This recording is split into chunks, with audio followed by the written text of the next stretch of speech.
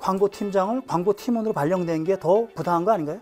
기본적으로 임금에 예컨대 불이익이 있으면 안 되고요. 직무 자체도 분리하면 안 된다는 거죠.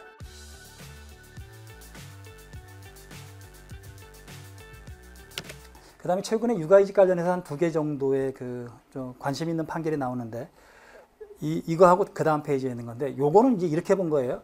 형식적으로는 같은 직급, 예컨대 과장이면 과장, 차장이면 차장 직급을 줬어요. 이제 복직하고 나니까 보통 왜 1년 또는 뭐 1년 몇 개월에 이게 육아이직을 하고 오는데, 근데 뭐가 달랐냐면 업무가 다른 거예요. 그러니까 이거는 불리한 복직이라는 거예요. 그래서 이거는 부당하다고 봤어요. 그 밑에 부분 외에 뭐가 있죠? 이분이 휴직 전에 맡고 있던 업무가 뭐였었냐면 생활 문화 매니저 업무예요. 근데 복귀 후에 맡은 업무가 뭐냐면 냉동, 냉장, 영업 담당 업무예요. 그래서 이 2개를 비교해서, 물론 같은 직급이라 하더라도, 동일한 직급이라 하더라도 성격과 내용, 범위 및 권한, 책임 등에 상당한 차이가 있어 같은 업무가 아니다, 이렇게 봤어요. 또한 사업주가 육아이직을 마친 근로자에게 휴직 전과 같은 업무가 아니더라도 같은 수준의 임금을 지급하는 직무를 대신 부여할 수 있으나 그 경우에도 직무가 육아이직 전 업무보다 불리한 직무. 이게 그러니까 기본적으로 임금에 예컨대 불이익이 있으면 안 되고요. 그 다음에 직무 자체도 분리하면 안 된다는 거죠. 그러니까 생활문화 매니저 업무하고 냉동, 냉장, 영업 담당 업무는 다른데 기존의 육아이직 전에 맡았던 업무보다 불리한 직무라는 거예요. 직무 자체가. 임금은 같이 줬다 하더라도. 야, 요거는 조금 좀 우리가 고민해야 될 그런 숙제인 것 같아요. 대부분이 왜 우리가 복직할 때는 그냥 같은 직급 정도, 임금을 같이 주는 정도로 그냥 다 복직시키잖아요. 그죠? 왜냐하면 그 일을 다른 사람이 맡고 있었거나 뭐 여러 가지 사정이 있으니까. 그래서 별로 그렇게 이슈가 안 됐었거든요. 근데 요 사건에서 특이하게 이렇게 판결한 거 보니까 아무튼 이제 요 사건 판결을 알고 있는 근로자들이 소송을 제기할 가능성이 되게 높아 버리니까 뭘 해야 되냐면 사전에 양해를 구해야 돼요. 당사자 간 합의를 해야 돼요. 그러니까 그분이 납득을 하면 되잖아요. 복직하는 사람이 납득을 하면 되는 거예요. 근데 납득을 안 하면 이제 문제가 생기는 거잖아요. 이제 그 다음 게 사실은 그 문제가 좀 있어요. 그 다음 걸 한번 보죠. 저는 이게 판결이 앞에 거는 정당하고 뒤에 거는 부당하다고 보이거든요. 근데 결론은 저하고 생각이 정반대죠. 그죠? 요 뒤에 거.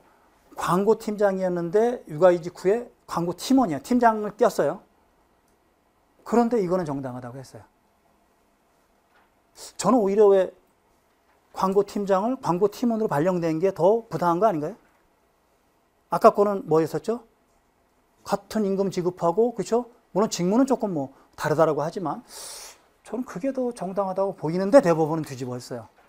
근데 왜 그럴까 하고 제가 이제 여러 가지를 좀 살펴봤더니 이거는 당사자 간 그래도 성실한 협의를 한 거야. 내용 자체를 보면 그냥. 무슨 얘기냐면 납득을 시켰다는 거죠. 그죠? 성실한 협의, 하려고 노력을 한 거죠. 그러니까 받아들이진 않았어도 왜 그런 노력을 회사가 충분히 했다라는 거죠. 그 다음에 또 여기선 중요한 게 몇 가지 있어요. 그 판례가 본 거, 맨 밑에 있는 거 1, 2, 3. 이 사건 인사발령 후에도 종전과 같은 수익, 급여는 아까 것도 똑같았었고요. 이 사건 인사발령으로 광고팀에서 팀원으로 존수하면서 수행한 참가인 및 타회사의 광고, 식음료 시장 관련 모니터링 업무, 편의점 및 마트 현장 조사 업무가 광고팀의 업무와 전혀 그러니까 그냥 하던 광고 업무라고 이렇게 본 거죠. 업무 자체가 그냥 광고 업무라고 하는 거죠. 세 번째가 근무 장소가 동일하다. 그러니까 이런저런 걸 다 종합해 보니까 원고에게 감내할 수 없는 수준의 생활상의 불이익이 있다고 보기는 어렵다라고 했습니다. 아무튼 자간 대법원은 구체적 타당성 때문에 아마 이런 결론을 냈을 거고요. 그러나 어떻든 제 개인적인 생각으로는 앞에 판결은 정당하고 이거는 부당하다고 저는 보이는데 대법원은 거꾸로 했기 때문에 뭐 제 얘기를 듣지 말고 그냥 대법원 얘기를 들으시기 바랍니다. 이거는 그때그때 다를 것 같아요. 그 다음에 대법원이 왜 4부까지 있잖아요. 어느 부가 많으냐에 따라서 결론이 달라질 수도 있어요.